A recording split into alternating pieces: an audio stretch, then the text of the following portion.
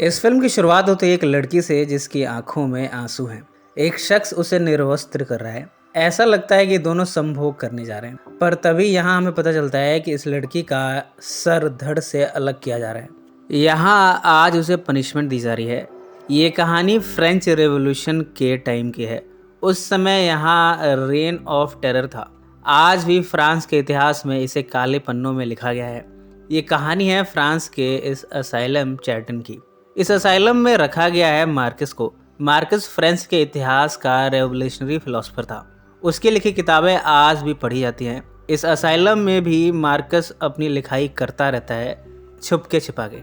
इसे लिखने के बाद छपवाने में उसकी मदद करती है मैडलिन। मैडलिन इस असाइलम में लॉन्ड्री का काम देखती है, पर इसके साथ ही वो मार्कस के लिखे नोट्स को बाहर पब्लिशर के पास भिजवा देती है।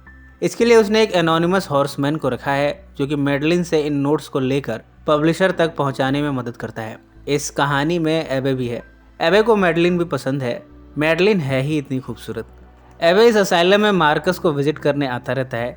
ऐसे में उसकी नज़रें मैडलिन पर गईं और इसके बाद उसने मैडलिन से प्यार करना शुरू कर दिया। दोनों ने साथ में काफ़ी सारा वक्त बिताया है। पर इन सब के साथ ही हमें पता चलता है कि मैडलिन मार्कस को भी पसंद करती है। एक शाम मार्कस के रूम में मैडलिन जाती है। मार्कस अपनी लिखाई के बारे में उसे बताता है। मैडलिन को भी मार्कस की लिखाई पसंद आती है। इस वजह से दोनों में एक रोमांटिक एंगल भी है। हालांकि मार्कस मैडलिन के फादर की उम्र का है, पर इन दोनों को इस बात से कोई फर्क नहीं पड़ता। आज जब दोनों आपस में पहली बार संभोग करने जा रहे थे, तभी यहाँ एबे आ गया। मैडलिन रूम से बाहर आ गई। मैडलिन आज तक वर्जिन है। एबे ने सपना देखा है कि एक न एक दिन वो मैडलिन से शादी करेगा। कुछ ही दिनों में मार्कस की लिखी बुक जस्टिन पब्लिश हुई। वो इतनी बड़ी सक्सेस बनी कि इस समय के राजा नेपोलियन बोनापार्ट की नज़र भी इस बुक पर गई। उसे ये बात पसंद नहीं आई। उसने असाइलम इसलिए थोड़ी ना बनवाया है कि यहाँ कोई लिखाई करे। नेपोलियन ने ये आदेश दिया है कि जस्टिन बुक की सारी कॉपियाँ जला दी जाएं और राइटर मार्कस को मौत के घाट उतार दिया जाए। नेपोलियन का एडवाइज़र है डेल्विन। वो नहीं चाहता कि नेपोलियन के ऑर्डर का इस तरह पालन हो। वो इसमें कुछ चेंजेस लाना चाहता है। उसने रॉयर कोलर्ड को भेजा है असाइलम में और कहा है कि वो मार्कस को जाकर चुप करा दे। इधर एबे मैडलिन से मिलता रहता है। मैडलिन को पढ़ना लिखना नहीं आता, पर एबे उसे लिखना और पढ़ना दोनों सिखा रहा है। धीरे धीरे दोनों में प्यार पनपने लगा है। कुछ टाइम में मैडलिन पढ़ना सीख गई है। मार्कस की लिखी किताबों को वो पढ़कर अपने फेलो वर्कर से सुना रही है। एक बार फिर से मार्कस मैडलिन को अपने रूम में बुलाता है। इस बार भी मार्कस मैडलिन के साथ संभोग की इच्छा जाहिर करता है। मैडलिन इससे इनकार कर देती है। अब तो एबे को भी मार्कस पर शक होने लगा है कि मार्कस में ठरक अभी भी बाकी है। इस बारे में एबे मार्कस से बात करता है। वो कहता है कि इस उम्र में यंग लड़कियों के साथ वासना रखना ये उसे शोभा नहीं देता। मार्कस की अच्छी खासी रिस्पेक्ट है बाहर। मार्कस इन बातों को एक कान से सुनता है और दूसरे कान से निकाल देता है। मैडलिन को देखकर वो अपनी वासनाओं पर काबू नहीं रख पाता। अब यहाँ आना हुआ है रॉयर कोलर्ड का। वो सबसे पहले एबे से मिलता है। एबे से वो कहता है कि या तो तुम मार्कस की लिखाई बंद करा दो, वरना यह असाइलम बंद कर दिया जाएगा। वो बताता है कि नेपोलियन ने किस तरह सख्त ऑर्डर्स दिए हैं। एबे इन सब बातों को रिजेक्ट कर देता है। वो रॉयर कोलर्ड से कहता है कि तुम खुद मार्कस से बात क्यों नहीं कर लेते। रॉयर कोलर्ड कुछ दिनों के बाद पेरिस जा रहा है। यहाँ उसे एक अंडर एज ब्राइड गिफ्ट की जानी है।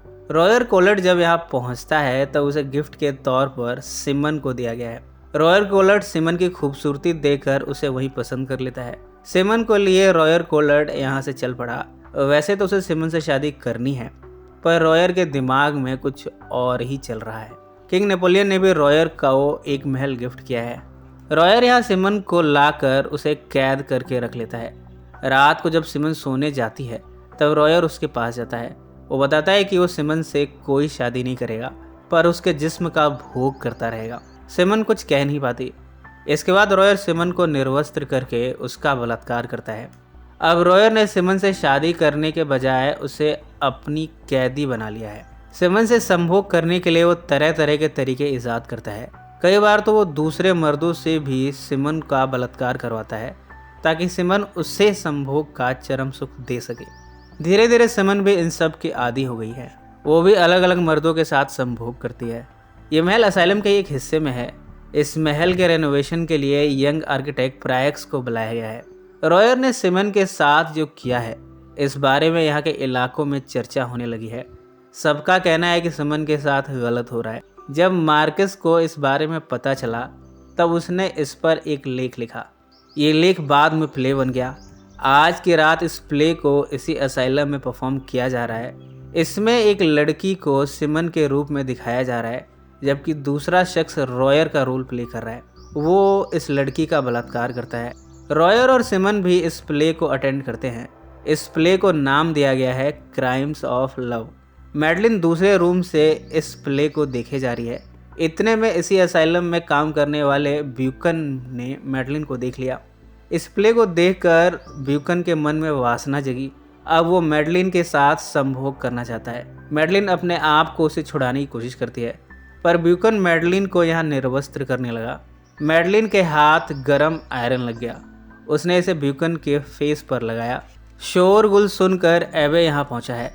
वो मैडलिन को बचाता है। पुलिस के सामने एबे ने मैडलिन को कंफर्ट किया। अब यहाँ सबको पता चल गया है कि मैडलिन और एबे का प्रेम प्रसंग चल रहा है। रॉयर ने पब्लिक से कहा है कि ये भी इस प्ले का पार्ट है। इस तरह पब्लिक हंसने लगी और चुपचाप यहाँ से चली गई। रॉयर एबे को वार्न करता है कि वो मार्कस को आगे लिखने से रोके, वरना रॉयर नेपोलियन तक एबे के प्रेम प्रसंग की बात पहुँचा देगा। ऐसे में एबे को कड़ी सजा मिलेगी। यहाँ की लॉन्ड्री वुमेन से प्रेम करना, इसकी सज़ा सख्त है। लिहाजा एबे भी अब इस ऑर्डर को फॉलो कर रहा है। मार्कस को अब लिखने के लिए कोई मटेरियल नहीं दिया जाता। मार्कस की वाइफ भी उससे मिलने आती है। फ्रस्ट्रेशन में मार्कस उसके शरीर पर भी लिखने की कोशिश करता है। इसके बाद वो बेड शीट पर लिखता है। कपड़ों पर अपने ही खून से लिखना शुरू कर देता है। वो अब काफ़ी डिप्रेस्ड हो चुका है। उसके अंदर का राइटर है जो कि उसे परेशान करता रहता है, पर रॉयर को भी ये बर्दाश्त नहीं हुआ। उसने मार्कस को एक एम्प्टी सेल में रखवा दिया है। यहाँ मार्कस को नंगा करके रखा गया है ताकि मार्कस को लिखने के लिए कोई कपड़ा भी ना मिले। इस असाइलम में एक और मेड है, शार्लेट। शार्लेट रॉयर को बताती है कि मार्कस को लिखने में मैडलिन हेल्प करती रहती है। अब रॉयर ने मैडलिन को सजा देने के लिए उसे पब्लिक में खड़ा किया है। उस पर कोड़ों की बरसात हो रही है। एबे दौड़ता हुआ मैडलिन को बचाने आता है। वो मैडलिन को छोड़ देने के लिए बदले में खुद को ऑफर करता है। इस तरह मैडलिन के हिस्से के कोड़े अब एबे ने खाए हैं। एबे अब ये चाहता है कि मैडलिन को यहाँ से कहीं और भेज दिया जाए। यहाँ उसकी जान को खतरा है। रात को मैडलिन एबे से मिलने आती है। वो कहती है कि एबे को छोड़कर वो नहीं जाना चाहती। एबे यहाँ उसे किस करता है। दोनों एक दूसरे को बड़े पैशन तरीके से किस करते हैं। मैडलिन यहाँ संभोग की इच्छा जाहिर करती है, पर एबे को लगता है कि बिना शादी के ये पाप है। वो इससे इनकार कर देता है। मैडलिन गुस्से में चली जाती है। एबे मैडलिन को मनाने जाता है। शार्लेट ये सब देख लेती है। इधर सिमन ने भी मार्कस की लिखी बुक जस्टिन की एक कॉपी को खरीद लिया है। वो इसे पढ़ती है। इन सब में उसने प्रायक्स उस यंग आर्किटेक्ट को देखा। दोनों एक दूसरे से प्यार करने लगे। ये दोनों आपस में संभोग करते हैं और फिर दोनों ने यहाँ से बचने का एक उपाय सोचा है। दोनों सबसे बचकर इंग्लैंड भाग गए। जाने से पहले उसने एक लेटर छोड़ा है और साथ में जस्टिन बुक की एक कॉपी छोड़ी है। रॉयर ने जब ये नोट पढ़ा और जस्टिन बुक की कॉपी देखी तब उसे बड़ा सदमा लगा। वो ये जान चुका है कि इन सब की जड़ मार्कस है। ना मार्कस ने वो किताब लिखी होती और ना ही सिमन इसे पढ़ती और ना ही वो यहाँ से भागने की हिम्मत कर पाती। रॉयर मार्कस को पनिश करने के लिए उसे क्रूसीफाई करता है। उसे बुरी तरह बांध कर मारा जाता है। पानी में डुबो डुबो कर निकाला जाता है। मैडलिन अब यहाँ से जाने वाली है। मैडलिन रात को मार्कस के पास आती है। वो कहती है कि मार्कस से वो अंतिम कहानी सुनना चाहती है। इसके बाद वो शायद मार्कस को कभी देख नहीं पाएगी। यहाँ ब्यूकन मैडलिन पर अटैक करता है। मैडलिन के चिल्लाने की आवाज़ रॉयर तक भी पहुँचती है, पर उसने ब्यूकन को नहीं रोका। इस तरह ब्यूकन ने मैडलिन को जान से ही मार दिया। इसके बाद यहाँ भगदड़ मच गई। जेल में से कैदी बाहर निकलने लगे। यहाँ के कैदियों ने यहाँ से बाहर निकलते ही सबसे पहले यहाँ की औरतों को पकड़ा और मिलकर आपस में बलात्कार करने लगे। एक एक औरत के साथ 3-3 कैदी ने बलात्कार किया। एबे इसी समय मैडलिन को ढूंढ रहा है। अंत में एबे को मैडलिन की लाश यहाँ के लॉन्ड्री में मिली है। मैडलिन की लाश देखकर एबे टूट गया। ब्यूकन को उसने सजा दिलवाई है। जेल के अंदर ही लोहे के अंदर उसे कैद करके रखा गया है।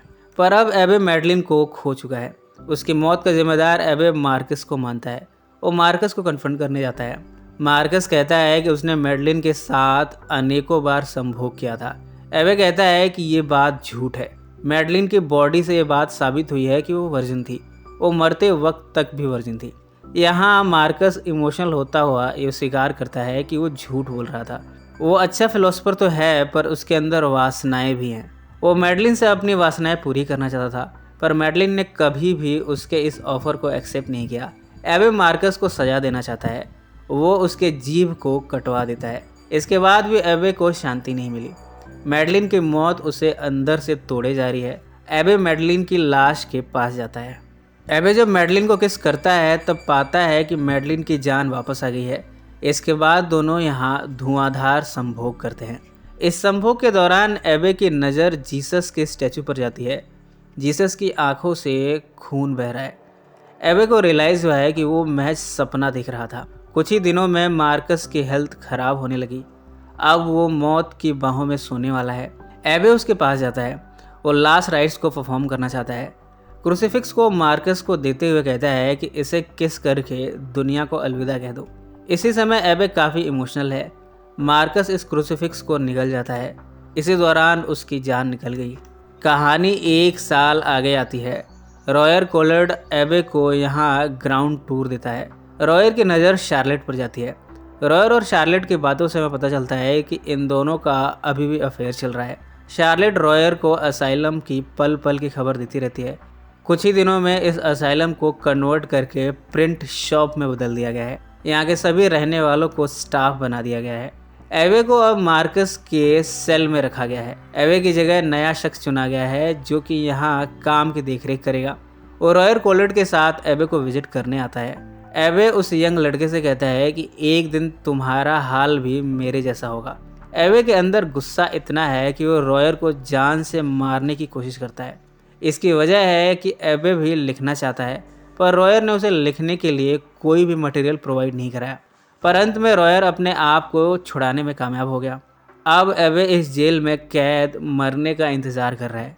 फिल्म के एंड में हमें मैडलिन की मदर को दिखाया गया है जो कि एबे को लिखने के लिए पेपर और इंक प्रोवाइड करती है।